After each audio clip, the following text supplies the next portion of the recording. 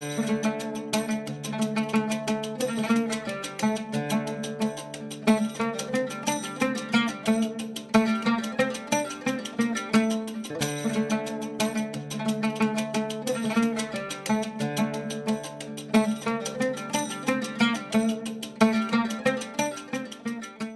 الله الرحمن الرحيم. الحمد لله رب العالمين، والصلاة والسلام على أشرف الأنبياء والمرسلين وعلى آله وصحبه أجمعين آمين.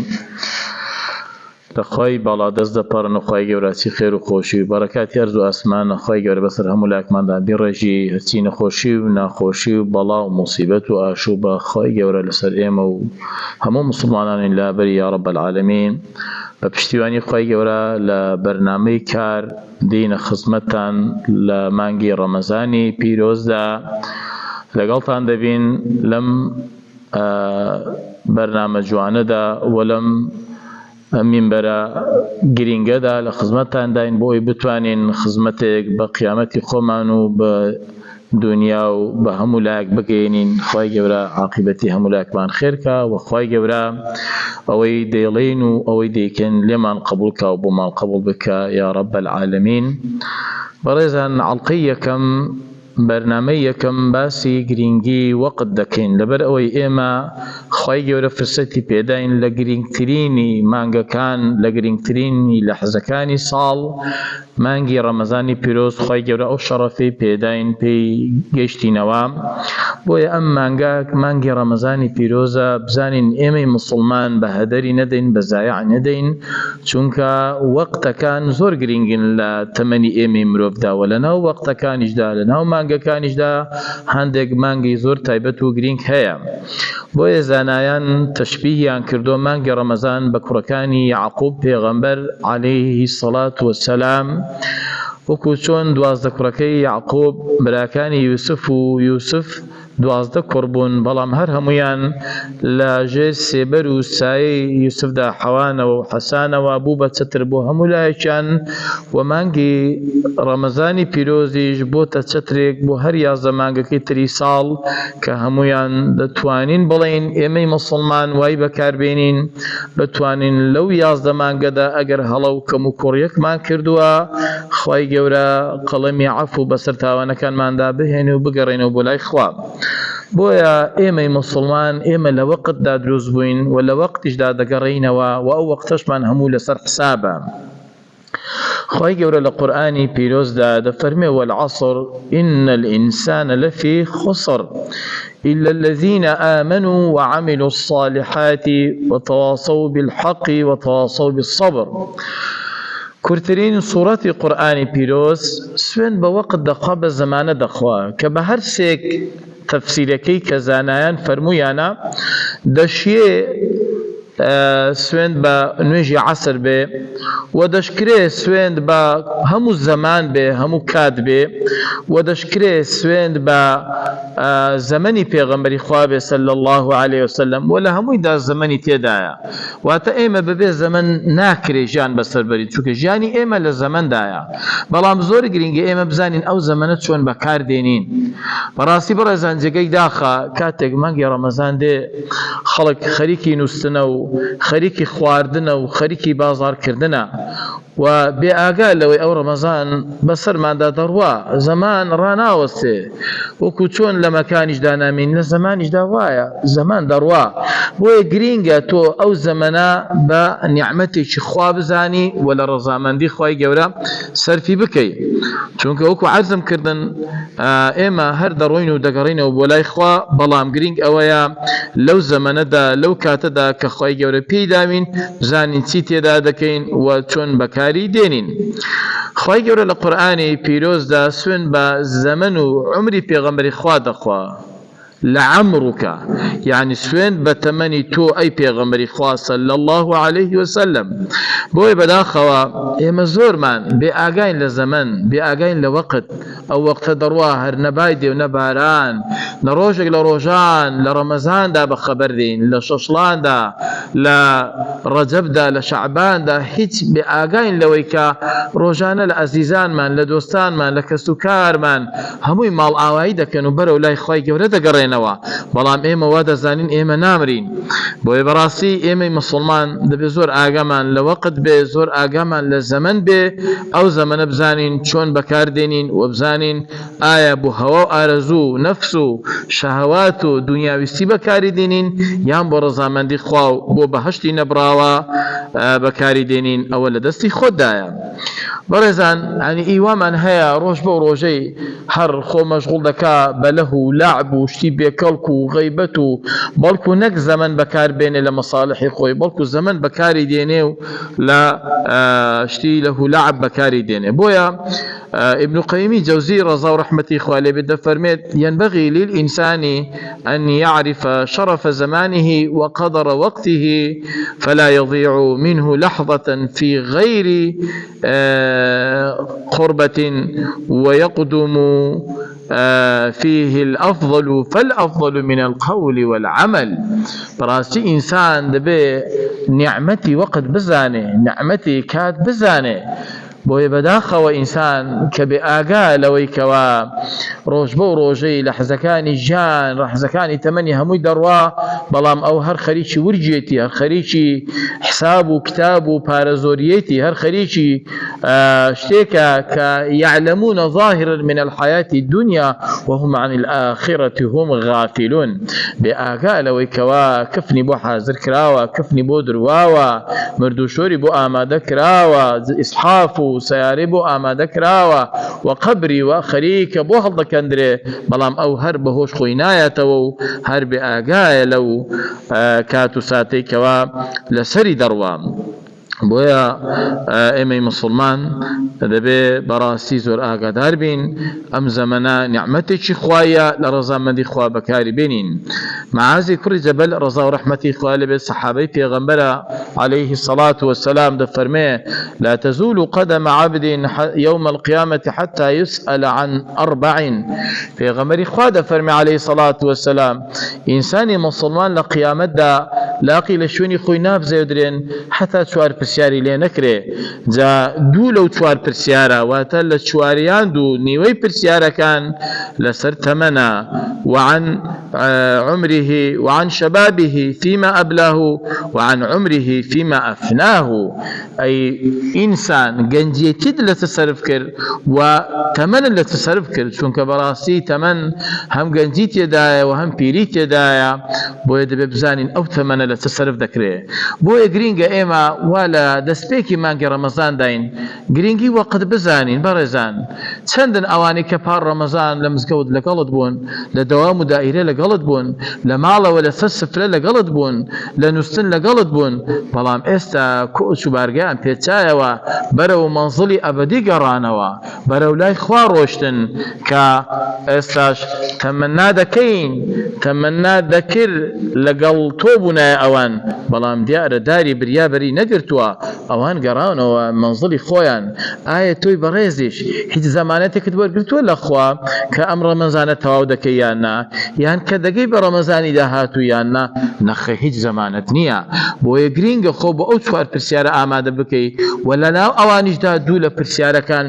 گەنجێتی لە سەرف کرد و تەمەنت لە سەرف کرد ئەمە زۆرم لا سەیرە بەداخەوە ئیوا هەیە 100 ساڵ تەمەنیەتی تا ئێستا سەجدەیەکی بۆ خوا نەبردووە زۆرم لا سەیرە ئینسان شەو ڕۆژ دەکاتەوە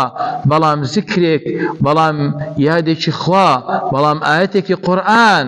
جێبەجێ ناکە ئیشی پێ ناکە بەڕاستی ئەو تەمەنە بە زایعدانە ئەو تەمەنە بە هەدەردانە بەڕاستی بۆ ئەم کەسانی کەوا بێ ئاگا لە نیعمەتی تەمەن دەبێ بڵێن ئینا لله وئینا ئیلەیه راجعون ئینا لله وئینا ئیلەیه راجعون ئەوانە مردوون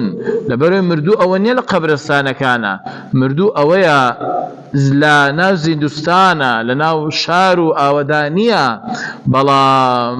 مردووە لە عەمەلی ساڵح مردووە لە کرداری چاک مردووە لە وەقت سەرفکردن لە ڕەزامەندی خوا بێ ئاگا لەوەی کەوا بەرەو لیقای خوا دەڕوا و خوای گەورەش لە لەحزەیەک لێ پێچینەوەی لەگەڵ دەکا لەوەی کەوا بەسەری بردو و کەوا کردوویەتی خوای گەورە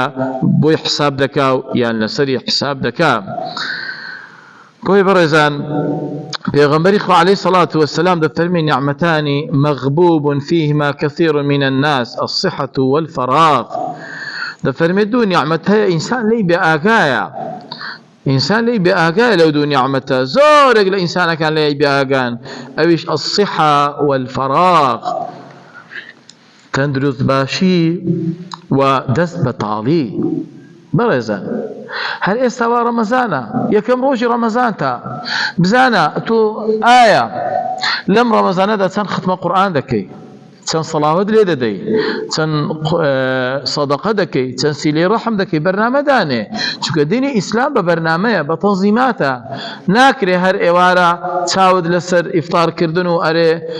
چمان عازرە و ئەرێ چمان هەیە و لە مزگەوت چ خواردنێکی لێیە و لە ماڵەوە چ خواردنێکی لێ و چێ داوەتم دەکا و هەر خەریکی ورگت بی، و ناشکرێ دیسان پارشێوان هەر خەریکی خواردن بی. بۆیە دەبێت لە ئێستا و تۆ بەرنامەیەکی تۆ تمەدانەی زۆر بە گرنگی بزانی لەو ڕەمەزانەدا چ دەکەی، بزانی چۆن دەست پێ دەکەی. چونکە بەڕاستی خەسارەتمەند ئەوە نییە کەوا لە دنیادا دینار و درهەم و دۆلار زەرت دەکا، خەسارەتمەند ئەوەیە تەمەن سرف دەکا لە شتی بێهودا، یان تەمەنت سرف دەکەی لە شتێک کە نە قازانجی هەیە نە سوودی هەیە. بۆیە تۆ بۆ چ دروستکراوی؟ تۆ بۆ ڕەزامەندی خوا دروستکراوی، تۆ بۆ کار و باشە دروستکراوی. بۆیە ئەم تەمەنە جێگای ئەوەیە کەوا ئاگات لێ بێ، بزانە لە چی بەکاردێنی و بۆ چێ بەکاری دێنی و بۆ چی بەکاردێنی. پێغەمبەری خوا عەلەیهی سەڵات وەسەلام دەفەرمێ ئیغتەنیم خەمسەن قبل خەمسین، دەفەرمێ پێنج شت هەیە لە تەمەنی خۆتدا بە غەنیمەتی بزانە. پێنج شت هەیە بزانە، ئەم پێنج شتە زۆر عەجیبە، زۆر گرینگە، وشەی غەنیمەت کە پێغەمبەری خوا عەلەیهی سەڵات وەسەلام بۆی بەکارهێناوین، واتە شتێکی خاوەن نرخ، واتە شتێکی زۆر گرینگ، واتە شتێکی زۆر مهم. یەکەمیان حەیاتەکە قبل مەوتیک، یەکەمیان ژیانت پێش ئەوەی بمری. بەڕێزان بەڕاستی ئێستا مردوەکانمان چاوەڕێی دوعای بەخێری ئێمن، چاوەڕێی ختمە قورئانێکن، چاوەڕێی دینار و سەدەقەیەکن کە بۆیان بکەی، چاوەڕێی دوعایەکی خێرن. بۆیە هەتا لە ژیاندای غەنیمەتە ئاگا لێ بێ ئەو ژیانە. کوڕە نیعمەتی ژیان نیعمەتێکی گەورەیە، کوڕە بەڕاستی کە مردی نازانی بۆ کوێ دەچی، نازانی بەرەو کوێ دەچی، یان بۆ ڕەزامەندی خوا پێمان بەخشێ، یان بۆ عەزابی خوای گەورە بمان پارێزێ. بۆیە ڕۆژێکان ئەبوو هورەیرە بۆمان دەگێڕێتەوە، پێغەمبەری خوا عەلەیهی سەڵات وەسەلام دەفەرمێ بەلای قەبرێکدا ڕەت بووین، پێغەمبەری خوا عەلەیهی سەڵات وەسەلام ڕووی تێکردین و گەڕایە و فەرمووی صاحبی ئەو قەبرە دەزانن تەمەنای چ دەکا، دەزانن خاوەنی ئەو قەبرە ئێستا چی دەوێ و داوای چ دەکا، دەبێت ئەو قەبرە خاوەنی ئەو قەبرە داوای چ بکە، دەبێت داوای داعوت و خواردن بکە، دەبێت داوای سەردان و سیاحی و سەفرە بکە. ناوەڵڵا پێغەمبەری خوا فەرمووی سوێن بەو کەسەی گیانی ئەو محەممەدەی بەدەستە، خاوەنی ئەو قەبرە ئێستا داوای ئەوە دەکا، خوایە بمجێڕەوە بۆ دنیا بەس دوورکات نوێژی زیاترم تێدا بکردا، باە بەس دوورکات نوێژی زیاتر تێدا بکەم. بۆیە ئەو کەسەی کەوا تا ئێستا لە ژیان بێ ئاگای، ئەو کەسەی کەوا هەر خەریکی دنیاویستی و هەڵپەی دنیای، ئاگاد لێبێ دوورکات نوێژ لە قیامەتدا لە هەموو ماڵەکەت، لە هەموو سەرۆت و سامانەکەت، لە هەموو دەوام و دائیرەکەت باشترە ئەگەر بۆ خوا بیکەی و بۆ خوا بەکاری بێنی. بۆیە خوای گەورە لە قورئاندا باسی ئەوانەی بۆ کردوین کەوا ئینسان لە قبر و قیامەتدا داوا دەکە ئەی پەروەردگارە بمجێڕەوە، ئەی خوایە بمجێڕەوە، بەس بۆی چی بکەم؟ لعلی ئەعمل صالحا فيما ترك، ئەی خوای پەروەردگار بمجێڕەوە بۆ ئەوەی کردداری چاکەی تێدا بکەم، بۆی کردداری زۆرتری تێدا بکەم. بۆی بەڕاستی مانگی ڕەمەزان مانگی کرددارە،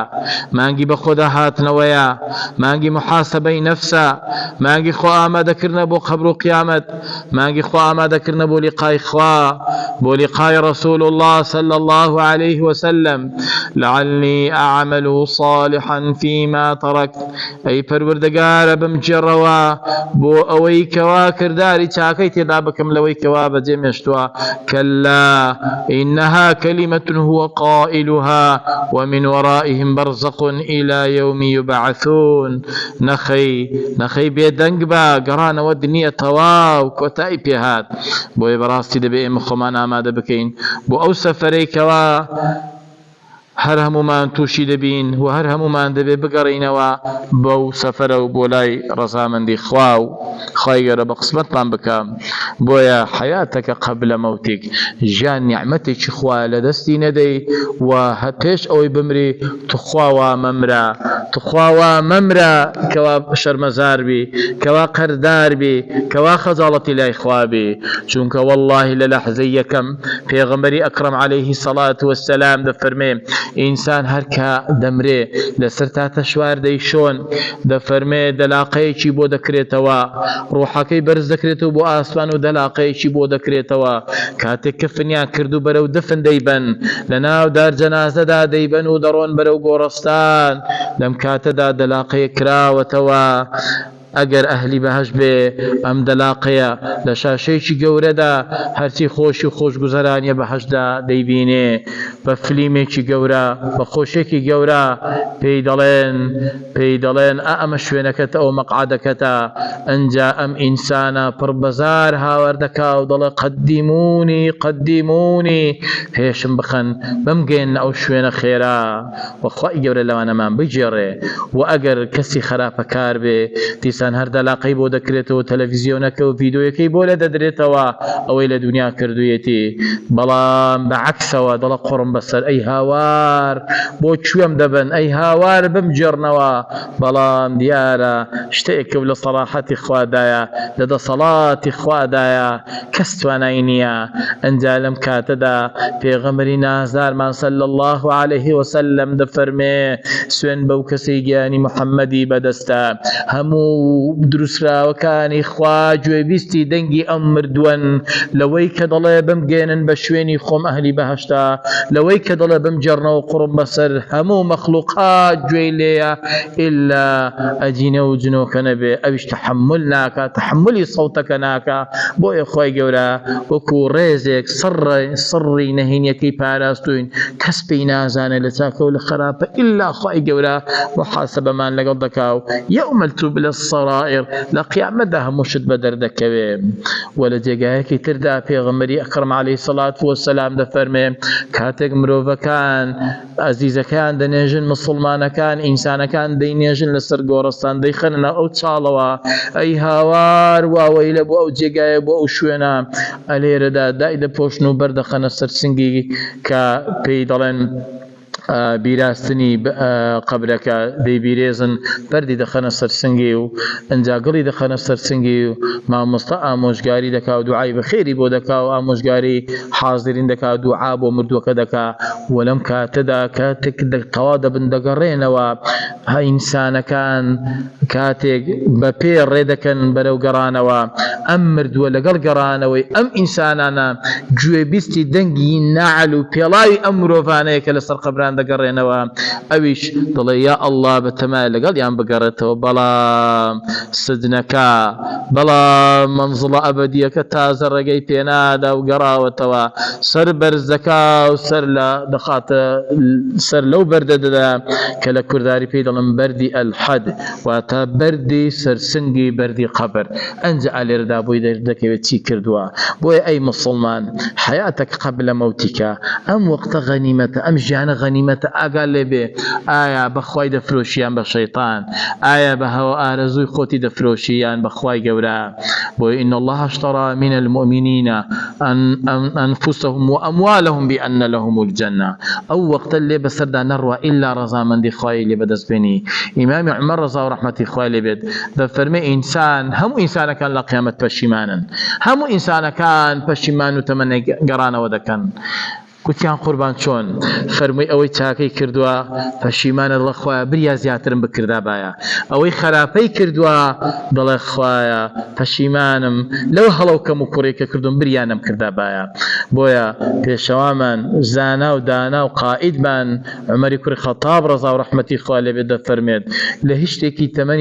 تەمەنم پەشیمان نیم ئیلا لە لەحزەیەک پەشیمانم کە ڕۆیشتووە بەسەرمدا و بەڵام زیکر خوام تێدا نەکردووە بۆی بەڕاستی ئەم وەقتە دەبێت لە ڕەزامەندی خوا بەکاری بێنین بزانین بۆچی دەیکەین و بۆچی دەژیین.